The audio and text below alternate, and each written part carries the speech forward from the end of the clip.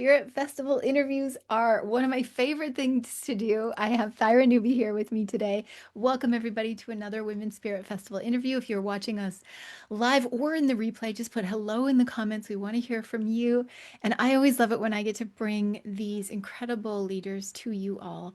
The interviews are a really special place where you all get to see a conversation with me and one of our top speakers, and you get to learn more about them and behind the scenes with all of us. So I'm just excited for you all to see this interview. And Thyra, thank you so much for being here. Welcome to the Women's Spirit Festival interviews.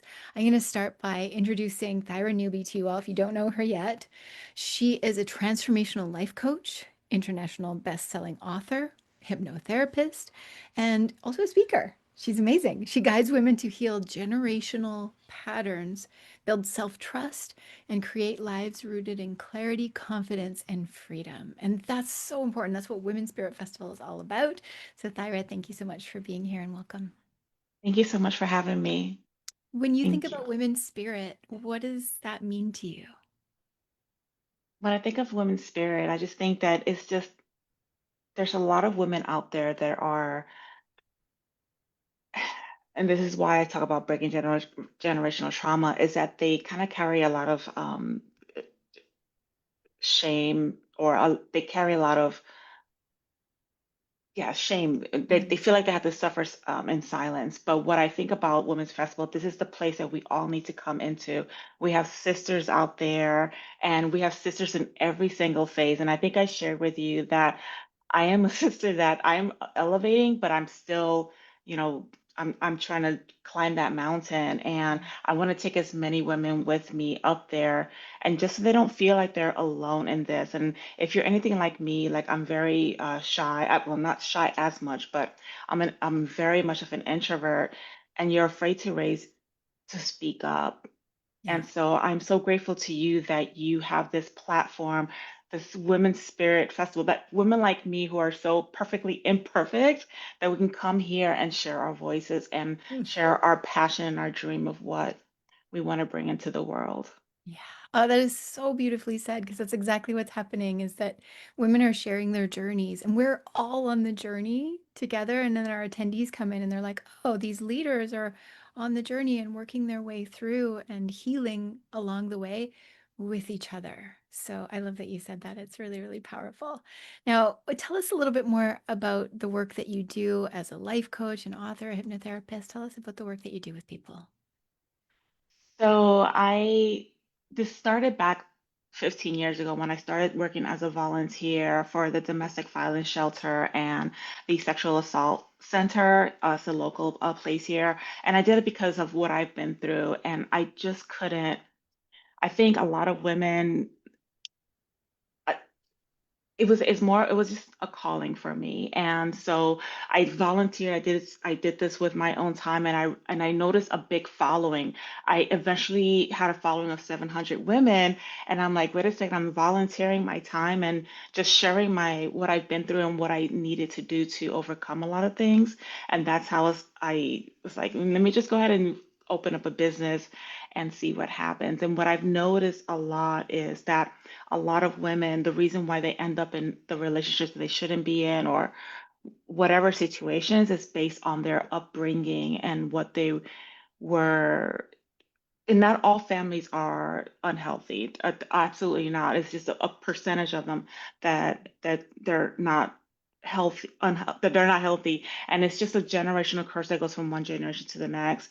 And so my that's how I came to do this work, and I've noticed what attracted women to me is it's like the high functioning women. They have the Yeah. job, they have the wife, they have the children, they have the money, but that there's something in them that keeps them stuck from living their full life in the abundance that God envisioned us to live in. And I think it's because of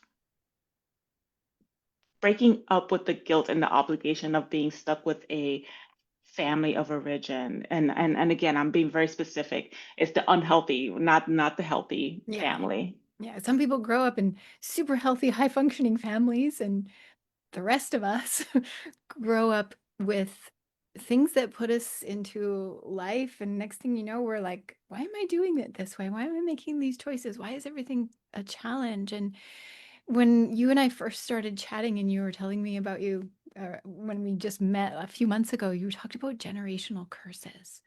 And I was like, what is that? Tell me more. And you helped me realize a lot of things. So I can tell that you're just such an incredible coach and guide for women because you've been through it. Can you tell us a little bit more? Like, what is a generational curse if people haven't heard about this yet? To me, the generational curse is you're just basically repeating the same behaviors from how your mother raised you, and she's just repeating the same behaviors of how her mother raised, Right. her, and and when we become is the same thing. We're just repeating the same things, Eating and pattern. that's repeating patterns, and I that's what I call a generational curse because truly, we really it's not it's really just what we believe to be true. We're Yeah. so much in survival that we normalize certain things that are not normal in, even raising our children or how our mother raised us. And I always tell people that my mother did the best that she could with the resources that she had at that time, as well as we did. Because it truly is, it's just a behavior pattern if you think Yeah. about it. That's And what then it we is, take that basically. behavior forward and it's like, it's not even mine. Like I think about it sometimes, I'm like, who am I? Because there's so many patterns that I've inherited from generations. Mhm. So what you're saying makes so much sense. Can anybody who's watching and listening relate? Just put relate in the comments down below. If you feel like you can relate, that you're like, wait, I'm being my mother, I'm being my father, or the person you're with ends up being your mother or your father or somebody who was a caretaker growing up and you're like, wait, that's not a coincidence. That is a pattern that I'm carrying forward. So, what are some of the things that you've been through? You mentioned challenges. What's something big that you've walked through as a challenge that has taught you and informed who you are today? So my life is, yeah, it's been definitely a roller coaster. But as a child, again, we grew up in deep poverty. We did the best. We had to climb trees to eat, pick fruit just so we can eat for that day. We grew up in poverty, and I knew as a young child that this is not what I wanted.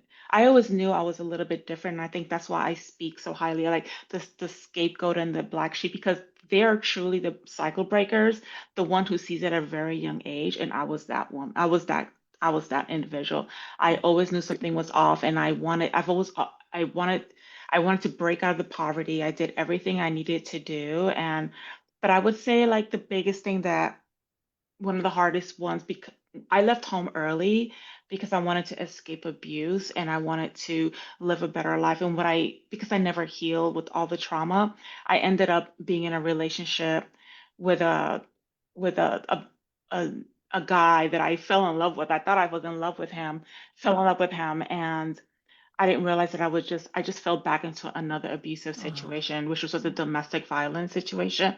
yeah. And that relationship didn't last very long, but it was when I started to realize like the patterns. Why, if I left one place, why am I here again? And I knew at that time that I wanted to make a change, and that's just, I just, yeah, I hope I answered your question. Absolutely. Like for you to grow up in the way that you grew up, end up in another relationship that was repeating the pattern, but then to realize it and to stop. Because many women don't. They just end up in one abusive relationship after another or in the cycle of poverty. And what was it that made you able to break that?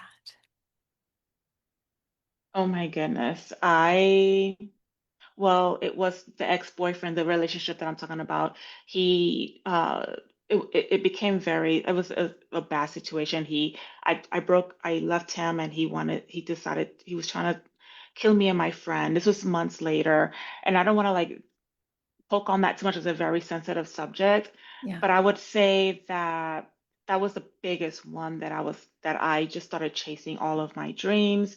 I was just doing it in survival instead of fully embodied. Yeah. But and that's where I come in, like the survival of when you feel like you're awakened, but you're still repeating the same pattern, but just in a much higher level. Like I Yeah. had this 6 figure a year job. I had, the marriage and the house and all of the things. But it wasn't until like fully embodied who I was meant to be is when I really everything opened up. But it's not an easy. It is a process. You have to process the grief, and you have to um, choose yourself first, and know that all of us. I believe that we're all here for a mission and a purpose. And I think that's why we go through what we go through. But I think there's a small percentage of us, which is the black sheep and the cycle breakers and the scapegoats. They're the ones changing the world. Ooh, I'm just gonna say it. They're I changing the like that you world. say the scapegoats, the black sheep, they're the ones changing the world. And I, I've told Thyra this personally as well. It's like, I relate. That's how I felt always in my family. I was like, why am I so different? Why am I the weirdo? Why am I the one that's standing up for change and like everybody else is not? And I've always felt very different. So I love that you say that the scapegoats or the black sheeps of the family are the ones who are here to break those cycles and make change. Does anybody else relate? Just put black sheep or scapegoat if you can relate. Put that in the comments so we know if you've experienced that, because it's a thing. So tell us more about what it means to be a scapegoat or a black sheep in a family. Being a scapegoat or the black sheep, we're the ones that we're the most sensitive, but we're also the most aware of the situation. And we're basically a walking lie detector. Like we can see everything. You can see everything. And I think a lot of people, like a lot of my clients say, they wish you can go to school for this kind of gift. It's a gift and a curse all at the same time, but it truly Yes. is a gift. And I think that we're the ones who are meant to pave the way with the light behind us and bringing other women that they don't understand because some of them they may not be the scapegoat, but they're suffering with insecurities or whatever it is that they're going through. And I think that, I really believe that God sent us here to pave the way for those women. But we can see everything. A lot of times we're the most highly successful. Unfortunately, that does bring some things. If you come from a family system that is not all put together, they will try to push back. Yeah. Will push back even harder the higher you elevate. And again, that's the women that I work with to let them know, like, don't let that guilt and that feeling of obligation keep you down there because we're not meant to stay down there. And yes, we're loving people. And a lot of times, because we love and we see the good in people, that is the very thing that keeps us stuck. So Mm, I try to also work with women on that, on why they feel stuck, but they're not the problem. They're meant to shine, and if their family of origin doesn't want to follow them, they shouldn't feel guilty about that because they're helping a whole generation of women and future generations of right.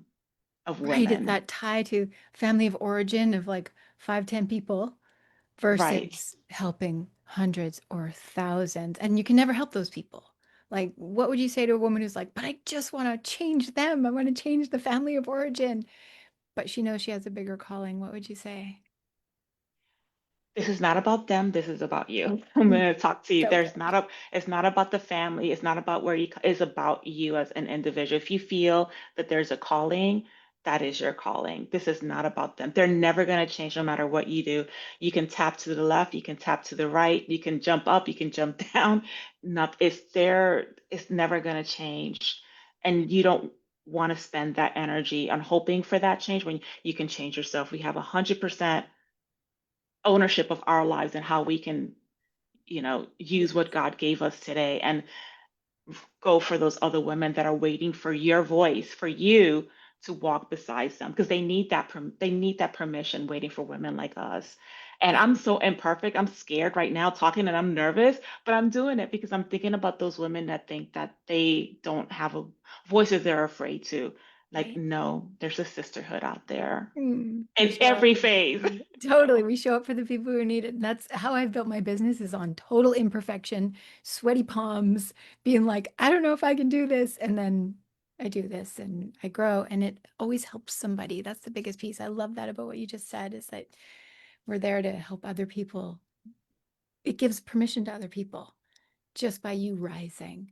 And I like that you said that you're going to get pushback, not just from family, but also from other people who don't have that. There will be pushback as we rise. So we just continue on, keep going, breathe through it. And yeah, that was really But good. just like with the pushback, I've also found that there's this other cheerleading squad that they're pushing up. Oh, so good. Yeah, So so like true. you, and I've surrounded myself with other leaders. And so, yes, you're going to get that pushback, but that's why it's so important to surround yourself with others who are elevating. It's Absolutely. powerful. And Right? speaking Because your the pushback truth. is going to come from like one person or two or three or four people. It's not going to come from hundreds. So we have to like keep that in perspective and then surround ourselves. I love that you said that, surround ourselves with women who are going to push us up. Yeah, Mhm. that's really beautiful. Now you have some talks that are happening in Women's Spirit Festival. Do you want to tell us about that? Yeah, so I did the 3-part series of about the scapegoat myth, and I Perfect. talk a lot about. I mean, I just go real about it. I think that it's just better to be honest and be truthful with people and let them know, so that way you don't want to sugarcoat anything. I mean, because that's how people they end up holding a lot more shame than Yeah. they need to. So, but yeah, I was so excited about that. I did a live, a 45-minute live talk about that. I couldn't, I was so scared, but I did it. And, but Beautiful. I think that what I find about talking and speaking, it's actually it's incredibly healing. And when people send you DMs and they search for you, and they send you a DM on either Instagram or Facebook, they're like, I just heard your talk. That was incredibly powerful, even though you're scared and you're just speaking your truth is incredible. So I'm just so grateful for all of the Oh, opportunities that are I'm so glad. here my way. Yes, yes. That's what I love about Women's Spirit Festival. It's women sharing their stories, and our stories heal us. Like when we share what's been going on in our lives, the things that we've walked through, it heals us and it heals others. So, Thyra, I'm so excited that you've shared all of what you shared in Women's Spirit Festival. Everybody, all you have to do is type in Thyra Newby into the little magnifying glass, the little search at the top of this event, and her talks will come up and you can go deep into the scapegoat myth. I love that you called it that because to me, it's like it's not real. It's not the role that you have to play just because it's been something that you've played before. It's something that you can bust through that myth. Yes. Yeah, I really Yes, love that. absolutely. What Absolutely. what would you say is like a practical tip that a woman could do in her living room right now if she's watching and if she knows that she's been a scapegoat and that she's been trying really hard to change others and that's not happening and holding herself back? What's like something practical tip that she could do right now? What I would tell her is that this is not her fault. This is just it's an inherited pattern. It's not her fault at all. She is not the scapegoat. And that's why I say the scapegoat myth. You are who you believe you are. Hmm. And so she can let that label go and realize that this is just something that the family needed her to be, to keep the system in place. And I meant like the family, the hierarchy roles and all of that. Yeah. But once, if especially from the entrepreneurs who have a business, that was the last thing. Once I let that role go, it was like the floodgates just open with opportunities. And then and your audience is out there, women who are like, oh my, I was embarrassed to say that I was a scapegoat. And it's just, yeah, just it is not your fault. It is not your fault. It's just an inherited pattern that you think it's true, and it's not. Yeah. And that's She so doesn't have to important to carry remember. that. Yeah, it's not your fault. And it's not your responsibility. Yeah, this is such a thank you. It's such a great reminder for all of our women listening. If you can relate, put it in the comments down below. What have you walked through with your own family of origin? The expectations, like that heaviness. And Thyra's giving us a new possibility that we don't have to hold that and we don't have to maintain that role, even if it's been going on for generations. And we're in a powerful time right now. Like, I believe that women are able to break out of things that they never were able to before. Like women couldn't own property or have bank accounts or like have their own sovereign lives before. What do you think is different with women in this modern era than was ever happening before in the past? Well, what I'm seeing and what I'm really loving seeing is that women are starting to realize that they're not responsible for babysitting grown adults, which I'm very specific. I talk about my siblings, and we're all midlife here. They don't have to babysit grown adults. Mm. They're just responsible for them, and if they have young children, but their family is their significant other and their children or whatever it is. But that's what I'm seeing, and I this is what lights me up is women saying, I don't have to babysit and my, grown adults into making them feel comfortable or make them comfortable with my boundaries. My boundaries are making them uncomfortable. I don't have to change who I am to make them comfortable, or help them Yeah. make that make sense. Yeah, that makes a lot of sense. We don't have to take responsibility for anybody else or babysit them or make them comfortable just living in your life. Now, you've done some incredible things as well. You're an international best-selling author, and you were also featured on, was it a TV program or a movie? Like you've done some Yes, great things. Tell us some things that you're proud of. yes. Oh, hold on. I just lost your audio. Why? Is that my computer or yours? Well, let's check. Is it Thyra's or mine, everybody? Can you still hear No, her? it's There she me. is. Hear me? It's me. It's my phone just went off. Yeah, so I was featured on a TV docu-series, and it talks about this TV docu-series was about women entrepreneurs who had been through adversity, and they're basically transforming pain into purpose, which is the reason why I'm in part of this book, transforming pain into purpose, Perfect. and but they became entrepreneurs, and I'm not talking about small multiple six-figure women in the same room that I was in being rec- uh, Because recorded for this that's the TV path that you're docuseries. on.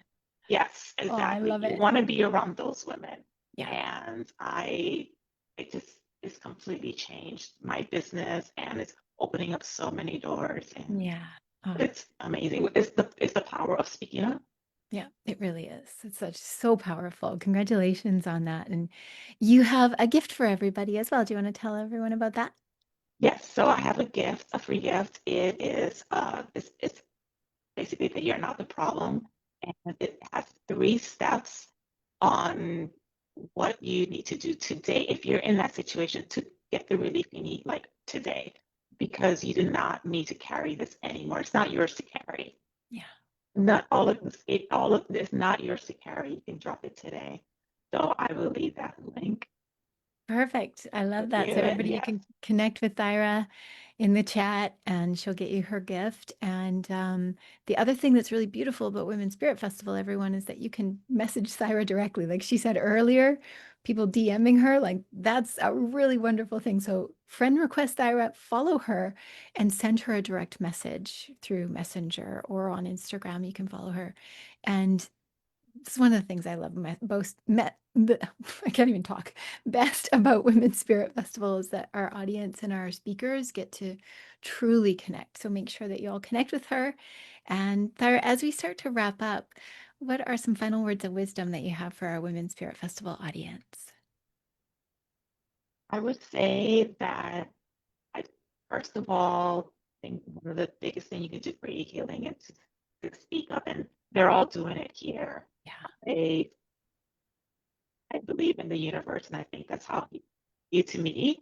But it's been such a growth and such a transformation, and the traction that I received, and within just these 90 days, it is unbelievable. I am a person. This is not the first time I invested.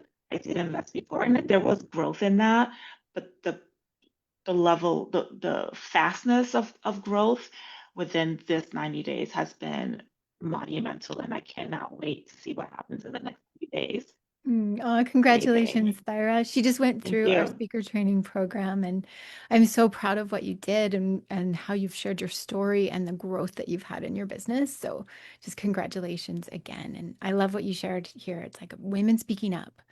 women speaking up and speaking out, like we can heal and we can change the world and we can help other women through that. So thank you for that. Yeah, really beautiful. And thank you for coming and being on this interview with me and for all you've contributed to Women's Spirit Festival.